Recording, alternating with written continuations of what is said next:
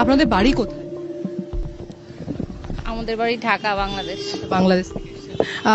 বাংলাদেশ থেকে এসে কলকাতা দখল করতে এসেছেন? দখল করতে কেন আসবো? আপনাদের প্রাক্তন সেনাকর্তারা বলছেন 4 দিনের মধ্যে কলকাতা দখল হয়ে যাবে এবং তারাই করবেন। শুধুমাত্র কলকাতা না, উত্তর পূর্ব ভারতের একাংশও দখল করে নেবে বাংলাদেশ। আমি সেটা শুনিনি।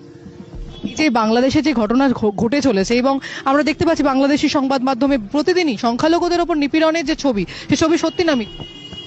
অবশ্যই যাহার ওটা কিছুটা হলো তো বটে হয়েছে। কতদিন ধরে কলকাতা? আমরা আসছি প্রায় এক সপ্তাহ হয়েছে। 1 সপ্তাহ হয়েছে। বাংলাদেশের পরিস্থিতি নিয়ে কি? না, বাংলাদেশে এই মুহূর্তে যেটা হচ্ছে সেটা অবশ্যই অনভিপ্রেত, কারণ ভারত আমাদের মহান মুক্তিযুদ্ধের সময় থেকে অকৃত্রিম বন্ধু। তো এই যেহেতু আমাদের 3 দিকে ভারত, তো আমাদের এই এই প্রতিবেশী ছাড়া আসলে পারস্পরিক আমাদের যে বন্ধুত্ব সম্পর্ক, এটা যে কোনো ভাবেই ঠিক রাখা উচিত। এবং যারা এই অস্থিতি পরিস্থিতি সৃষ্টি করছে, আমি বলবো তারা আসলে ভিন্ন উদ্দেশ্যে করছে। এবং ইন্টারন্যাশনাল ল বলে একটি ল রয়েছে যেখানে প্রত্যেকটি দেশকে সেই ল মেনে চলতে হয়, সেখানে দাঁড়িয়ে বলা হচ্ছে যে কলকাতা দখল হয়ে যাবে। এই বিষয়টা আপনারা কিভাবে দেখছেন? যারা বুদ্ধি রয়েছে, যাদের কথা আপনি বললেন যে একাংশ করছে, বাকি একাংশ আপনারা কি করছেন? না, অবশ্যই এটা তো প্রতিবাদ জানাচ্ছেন? ডেফিনেটলি প্রতিবাদ জানানো হচ্ছে। সবচেয়ে বড় কথা হচ্ছে যে এখানে আপনার যারা এটা করছে তারা তো নীতি নির্ধারণী পর্যায়ের কেউ না।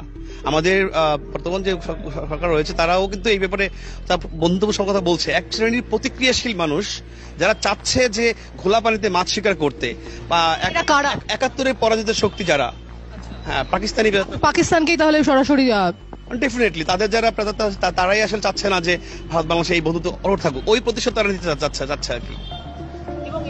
এই যে পরিস্থিতি বা মানে ভারতের উপরে নির্ভরশীল থাকতে হয় আপনাদের বেশ কিছু অংশে, সেখানে দাঁড়িয়ে ভারত বিরোধী স্লোগান উঠছে বারবার। পুরো বিষয়টা কিভাবে দেখছেন দেশে? দেখেন, আমরা প্রতিবেশী, এখানে সাম্যের ভিত্তিতে পারস্পরিক সৌহার্দ্যপূর্ণ সম্পর্ক যেটা আমাদের দেশ।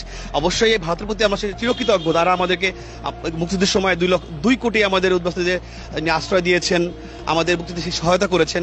এই কৃতজ্ঞতা বোধটা অবশ্যই আমাদের যারা প্রকৃত শান্তিপূর্ণ নাগরিক তাদের মধ্যে রয়েছে। তো আমরা এই সম্পর্কটা সারা জীবন রাখতে চাই। যারা এখন উদ্ভূত পরিস্থিতিতে, এই বিগত সরকারের পতনের পরে একটা মানে ভোলাটাইল সিচুয়েশন হয়েছে, এই পরিস্থিতির সুযোগ নিয়ে তারা চাচ্ছে যে 71-এ যারা হেরেছিল এই প্রতিশোধে সেই তারা চেষ্টা করছে এই অস্থিতিশীল সৃষ্টি করার জন্য। এই আওয়ামী লীগ তাদের কর্মী সমর্থক তারা কেমন রয়েছেন? তারাও কি হিন্দুদের মতন বা খ্রিস্টানদের মতন নিপীড়িত হচ্ছেন? ডেফিনেটলি হচ্ছে।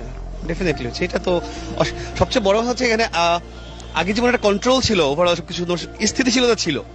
15 বছরে একদিনের জন্য ক্লাস পরীক্ষা বন্ধ। ছাত্র আন্দোলন সম্ভবত সেই জন্যই হয়েছিল যে পুরো বিষয়টা সিস্টেমেটিক হওয়ার জন্য। এই যে অগ্নিমূল্য, বাজারের যে অগ্নিমূল্য, দাম বৃদ্ধি, সবকিছুটা কন্ট্রোল করার জন্যই আপনাদের ছাত্র আন্দোলন হয়েছিল। এবং তার যে প্রতিফলন, সেটা কি কোনো জায়গায় কি নেগেটিভ জায়গায় দাঁড়িয়ে? না, অবশ্যই বাস্তবতা কিন্তু সেটা দেখা যাচ্ছে না। কারণ হচ্ছে আপনার জনজীবনের যে যানবাহনের নিরাপত্তা, মানুষ কি চায় সবচেয়ে যানবাহন নিরাপত্তা, সেইটা অনেক ক্ষেত্রেই মানে ম্যাক্সিমাম ব্যাহত হচ্ছে। যানবাহনের নিরাপত্তাটা প্রাইম ফ্যাক্টর এখানে। ল অ্যান্ড অর্ডার, আমি বলবো যে টোটাল ক্যাওয়াস এই মুহূর্তে। আগে যেমন আমার প্রাক্তন প্রধানমন্ত্রী শেখ হাসিনা তিনি যেভাবে ধরে রেখেছিলেন, সবকিছু সুন্দরভাবে কন্ট্রোল করতেন অথবা স্থির রাখতেন, এইটা এখন নাই। এখন যে যার মতো, এরকম হাজার টেস্ট খোলা তৈরি হয়েছে, যে যার মতো ইচ্ছাধীনভাবে কাজ করছে। এই কারণে এই ক্যাওয়াসটা, এবং সেটা এই সরকার তারা তো ওই অনভিজ্ঞ বা তারা পারছে না কন্ট্রোল করতে। এটা বাস্তব।